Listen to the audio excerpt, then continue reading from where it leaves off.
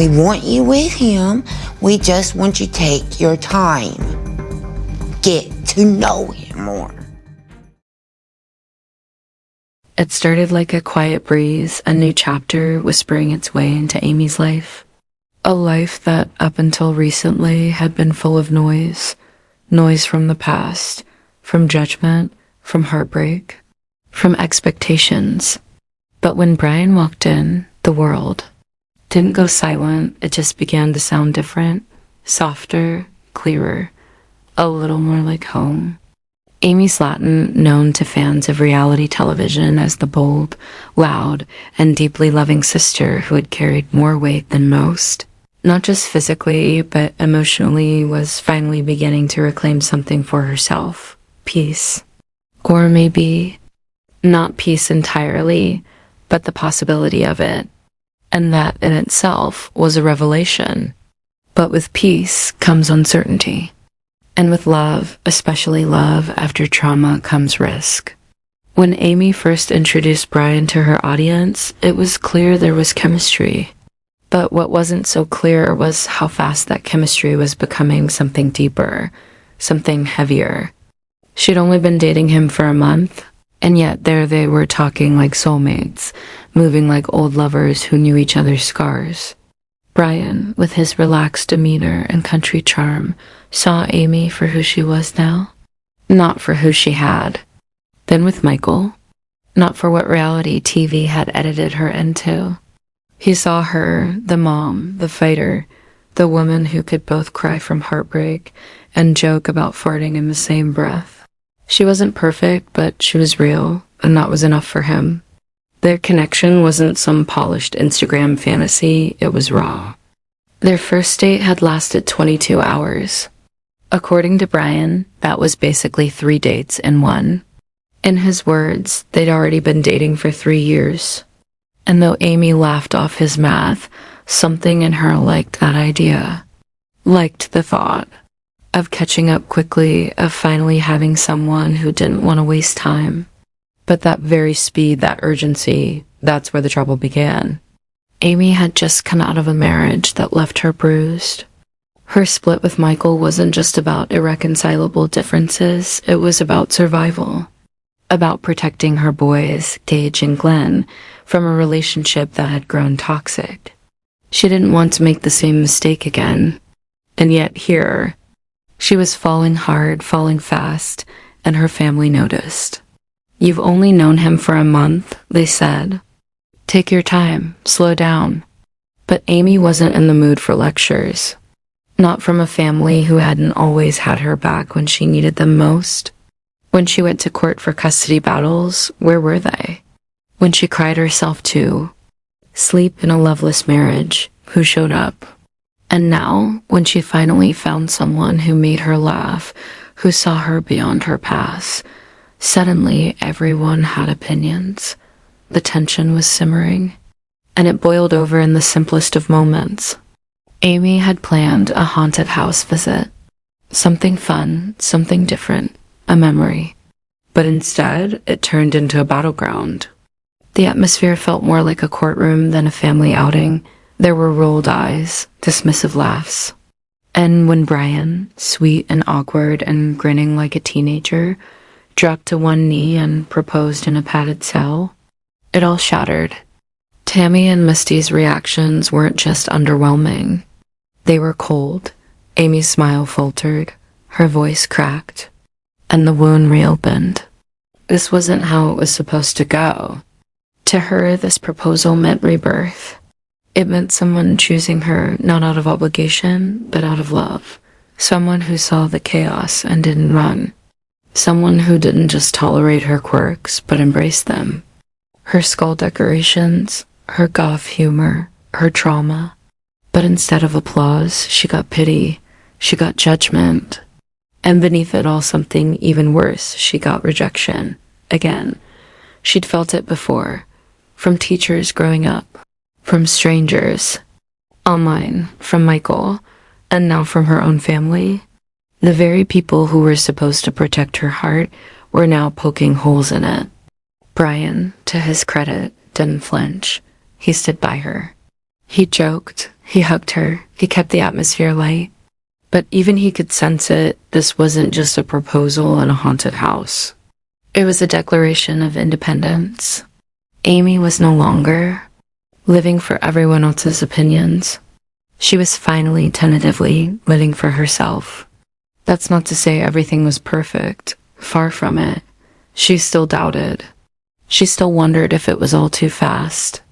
If Brian was too good to be true. If her heart, still bruised from Michael, was ready for another chance. But when she looked into Brian's eyes, she saw something steady. Not fairy tale love, not fireworks and fantasy. Something more grounded, more human.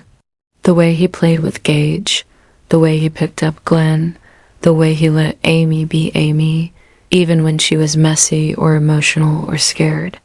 They weren't building a castle, they were building a home. And that home was starting to look real. Brian's place in Madisonville was bigger. It had space for the boys, a huge front yard, room to grow, room to breathe. Amy's boys could run free. They could explore. They could have the kind of childhood she never imagined for herself. That mattered. Still, the logistics were overwhelming. Baby-proofing the house, fencing the pool, making sure the boys were safe, making sure she was making the right decision. Every step forward came with 5 new worries. But Amy had grown. She wasn't the girl who said yes to Michael after a week of dating. She wasn't the girl who tried to hold a crumbling marriage together with duct tape and denial. She was a mother now. A survivor. A woman who knew what rock bottom felt like and was determined never to return. So when Brian asked again, "Will you move in with me?" she didn't say yes immediately. Not out of fear, but out of wisdom. Eventually, she said, "We will. When the house is ready, when the pool's fenced, when the baby-proofing's done, we will." And that answer wasn't a maybe, it was a promise. What Amy was asking for herself, for her boys, was time. Time to adjust, time to heal, time to do things right. Because this time she wasn't just marrying for herself. She was marrying for Gage, for Glenn, for the kind of future they deserved. Meanwhile, the family. Drama continued to cast its shadow. Tammy and Misty weren't exactly being subtle. Their eyes said what their words wouldn't. They thought Amy was making a mistake, that she was falling too fast, that this was another train wreck waiting to happen, and maybe it was. But maybe, just maybe it wasn't. Maybe Amy had earned the right to chase joy, to risk a little, to love again. Because that's the thing about people like Amy, they've lived through hell. And when they smile again, it's not naivety, it's bravery. So, as part 1 of this journey ends, we see a woman on the edge, not of disaster, but of transformation. A haunted house, a padded cell, a silly proposal, and beneath it all a heartbeat, still steady, still open, still daring to believe that love, even after all the hurt, might just be worth trying again. There's something magical about a new relationship, the giddy nerves, the flirtatious energy, the laughter that comes easy and often. For Amy and Brian, those early days were drenched in all of it. After years of pain, Amy finally felt wanted. She finally had someone who looked at her like she was the only person in the room. Someone who saw past her insecurities, past the heavy past, and into a future that she never allowed herself to dream of. Not again. Brian had a way about him. Casual, almost goofy charm, but with a surprising emotional maturity that took Amy off guard. He wasn't polished or perfect, and God knows he didn't come wrapped in a bow, but he was present. He showed up. He listened. And most importantly, he made her boys laugh. He didn't just tolerate them, he played with them, walked with them, taught them. Amy's heart wasn't the only one opening. Her kids were watching, and slowly, cautiously, they were opening too. And that's what made it all so complicated. Because with every step forward in this new relationship, Amy could feel the pull of her past. Her family, especially Tammy and Misty, weren't clapping from the sidelines. They weren't cheering her on. They were skeptical, guarded, and, in their own way, a little resentful. Amy could see it in their eyes. The tight smiles, the quick dismissals, the rolling eyes every time she mentioned Brian's name. It wasn't just disapproval, it was disappointment. They thought she was moving too fast, that she was repeating old patterns, that this too would blow up in her face. And the worst part, she wasn't sure they were wrong, but she was tired of doubting herself, tired of second-guessing every ounce of joy she managed to carve out. After a life spent surviving, was it so wrong to want to feel a little bit alive? Brian wasn't perfect. God knows no man is. But he had something she hadn't felt in a long time, genuine effort. Whether it was axe throwing in the yard, silly jokes during dinner, or watching him fumble with cabinet locks trying to baby-proof. The house he was showing her he wanted in. Not just into her life, but into her chaos, into her story. Still, there was an unspoken weight hanging over them, the speed. 2 months, that's all it had been. Just 2 months since Amy met Brian. 2 months since she was that woman who didn't want to date, didn't want to trust, didn't want to love again. And now, here she was, shopping for cabinet locks and dodging proposals in padded cells. Yes, you heard that right, a padded cell. Only Amy and Brian could find a way to turn a haunted house into an engagement memory. With fake blood on the walls and actors jumping out of closets, Brian got down on one knee and asked her to be his forever. And Amy, in all her chaotic, big-hearted glory, said yes. For them, it was perfect. It was weird and loud and dramatic, and it was theirs. But for the family, it was a nightmare. Tammy and Misty stood on the sidelines of that proposal with stiff expressions and tight mouths. They didn't even try to fake it. They didn't clap, didn't hug, didn't offer a smile. Their silence was louder than any scream in that haunted house. And Amy felt it, deep. You could see it in her face, the way her smile trembled. This moment was supposed to be hers.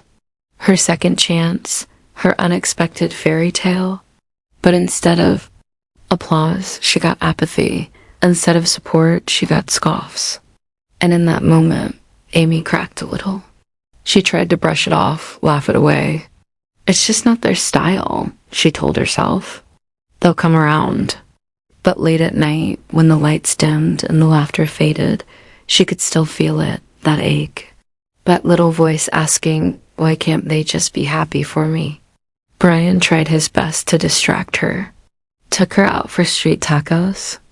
Laughed at her bad aim during pool. Teased her in the backyard during axe throwing. He was doing everything a good partner should. But even he couldn't reach the part of her that had been bruised so many times before. Because this wasn't just about a proposal. It was about years of feeling like her joy came with conditions. Like she needed permission to be happy. The proposal wasn't a surprise to everyone. Amy had been dropping hints, and Brian, ever the romantic, had been picking them up. From skull-themed t-shirts to Halloween wedding plans, the two of them were leaning into their own brand of spooky love. They weren't trying to be normal. They weren't trying to follow anyone else's blueprint. But that only made the backlash sharper. I don't want to go to a haunted house, Misty said flatly, dismissing the idea like it was a child's game. Tammy echoed the sentiment with a cold detachment. She needs to slow down. She's doing too much. Even when Amy tried to explain that it was just something they both loved, that it was fun and meaningful to them, her sisters weren't hearing her. They had made up their minds. To them, it wasn't love, it was recklessness. They had seen Amy rush into relationships before. With Michael, everything had happened in a blur. 1 week they were dating, the next they were shopping for rings. And now, after barely 2 months, here she was again engaged, making plans, moving in. And that's what worried them. Because no matter how much they rolled their eyes or pretended not to care, they did love her. And they were scared. Scared she was falling into the same traps. Scared she was dragging her boys into another unstable situation. Scared that this time the damage might be harder to undo.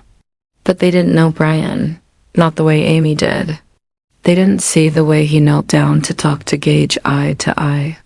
The way he offered to move furniture, install safety gates, check the pool filter.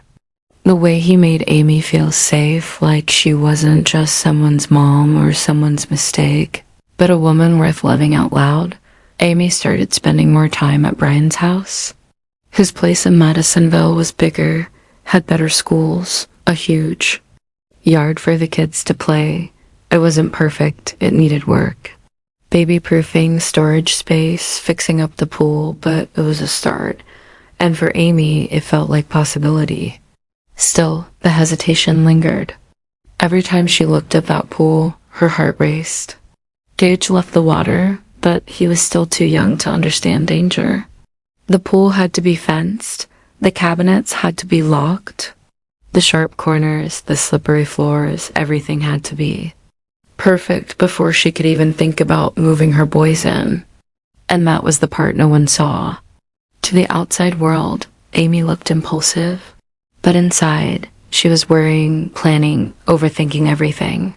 She was fighting a battle on two fronts, trying to build a life with Brian while proving to her family that she wasn't making a mistake, that she wasn't just chasing butterflies and ignoring the storm clouds.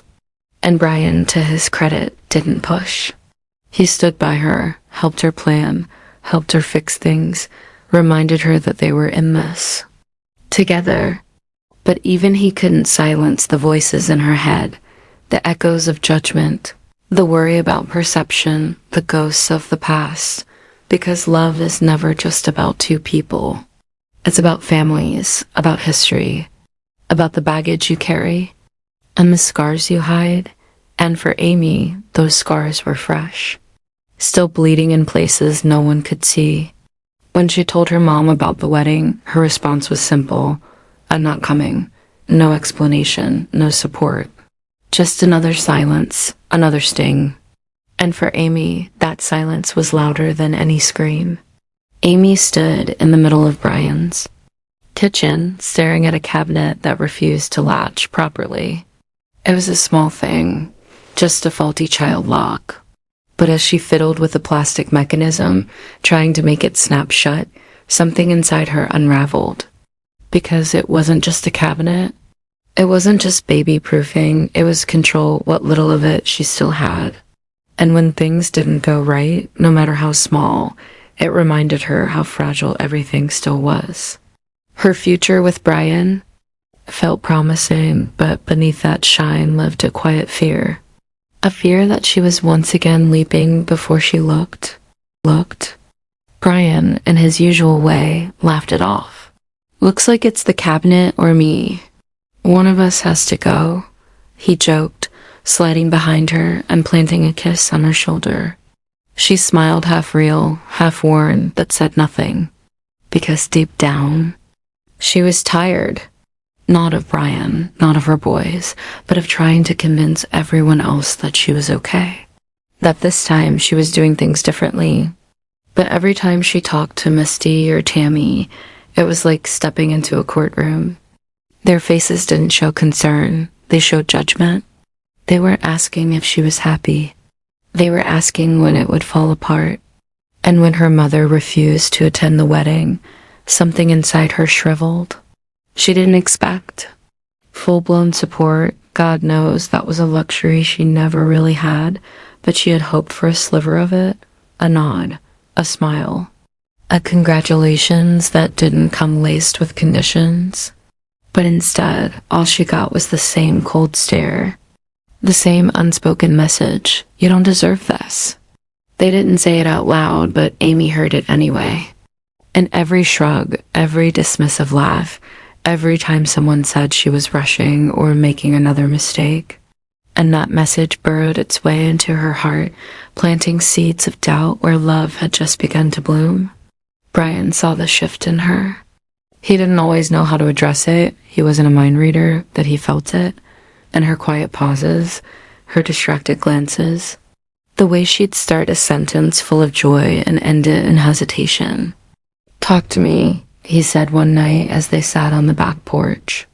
"What's going on in that pretty little head of yours?" She stared out into the yard, watching the wind move through the grass like fingers through hair. "I just want people to be happy for me," she whispered. "I want my family to see what I see in you." Brian reached for her hand. "I'm not here for them. I'm here for you and those boys. That's all I care about." And she believed him. God, did she believe him? But that didn't stop the ache. Because Amy wasn't just building a life. With Brian, she was trying to rewrite her story, to prove she could love again, live again, and still be a good mom. Still be a whole woman. But the world around her didn't make that easy. The haunted house proposal, while sweet and meaningful to her, became just another punchline for her sisters. Who the hell gets engaged in a padded cell? Misty said, shaking her head like Amy was some character in a sitcom gone rogue. Tammy, never one to hide her feelings, added with a sarcastic bite, "Maybe she needs one. It was cruel." Even they must have known that, but they said it anyway, as if her happiness was something to scoff at. And that hurt more than Amy was willing to admit, because no matter how tough she acted, Amy still wanted her family's love. Still needed their approval, even if she pretended otherwise. "I don't care if I hurt her feelings," Tammy said later. "Those are her mistakes, not mine." And there it was, the judgment, the separation, the idea that Amy's choices were somehow less valid, less intelligent, less worthy, just because they didn't fit someone else's timeline. But Brian didn't waver. He kept building, kept encouraging. He was always doing something, fixing a shelf, planning a park day with the boys, joking about barbecue parties they hadn't even planned yet. His love was kinetic. It moved, built, took form. Amy watched him one afternoon, running around the backyard with Gage and Glenn, pretending to be a monster while the boys squealed in laughter, and for a moment she let the guilt go, let the shame dissolve. Because no matter what anyone said, this messy, loud, beautiful moment felt right. Later that evening, as the sun dipped below the horizon, she brought it up again. "Are we doing the right thing?" She asked him, voice small. He didn't miss a beat. "I've never been more sure, but what if we're just in the honeymoon phase?" "We might be. But I'd rather take that risk with you than play it safe with someone who doesn't give a damn." And maybe that was enough. Still, the shadow of doubt loomed large. Not because she didn't trust Brian, but because the people around her didn't trust her. And that was a wound no man could fully heal. Even her decision to wait before moving in felt like a compromise she had to make to prove her maturity. Not because she didn't want to, but because she knew people were watching, waiting for her to mess it up. So she made plans, lists, fences for the pool, locks for the doors. She took her time, made the smart choices, all while fighting a tidal wave of judgment from people who refused to give her credit. At one point, Amy even joked, "I feel like I need to run a background check on my own joy." It wasn't funny, not really. But Brian laughed, because that's what he did. He brought light to the dark corners. Even the haunted house proposal mocked. By her sisters became a cherished memory between them. Brian had planned it with detail. He knew she loved Halloween, loved creepy weird stuff. He knew she decorated with skulls and watched horror movies for fun. And in that padded cell, surrounded by fake blood and flickering lights, he saw her smile like he'd never seen before. Sure, it was unorthodox, but it was them. They even made a pact to get married in a real haunted location. "None of that actor haunted house stuff," Amy said. "I want real ghosts." Brian just laughed and said, "Deal?" But the deal didn't extend to the rest of the family. Tammy and Misty were unmoved. "I ain't going to no wedding." In a haunted house, Tammy scoffed. "That's just ridiculous." Misty added, "She hasn't even figured out her court stuff. She should slow down, and maybe they weren't wrong." Amy knew that, but their delivery felt more like condemnation than care. Even the congratulations felt hollow. "I want the best for y'all," Misty said flatly, "but y'all need to slow down." And there it was again, the undertone. The assumption that Amy couldn't possibly know what was best for her or her kids. The unspoken belief that she was, once again, flying headfirst into a wall. But the truth was, Amy wasn't the same woman who fell for Michael. She had learned, she had scars. And yes, maybe she still rushed things, still led with her heart, but she wasn't naive, not anymore. So when she stood in Brian's half-finished kitchen, looking at the baby gate he installed with a crooked smile and sweat on his brow, she didn't see a mistake. She saw effort, love, intention, and when she told her family, "If you don't want to be in my life, you don't have to be," it wasn't anger. It was resignation, a tired kind of peace. Because Amy was done begging people to be happy for her, done dimming her light so others could feel comfortable in their darkness. She had a man who loved her, boys who needed her, and a second chance at joy. That had to be enough, even if she had to fight for it every single day. And maybe that's what love really is, not perfect, not painless, not even always practical, but chosen, again and again, in the face of doubt, fear, and disapproval. Amy was choosing her future. She just hoped the people she loved would someday choose it with her. So now I turn it to you. What are your thoughts? I'd love to hear your perspectives down in the comments. If this story touched you, please give the video a thumbs up. And if you haven't already, hit that subscribe button and tap the bell so you never miss a video. Thanks for being here. Thanks for listening.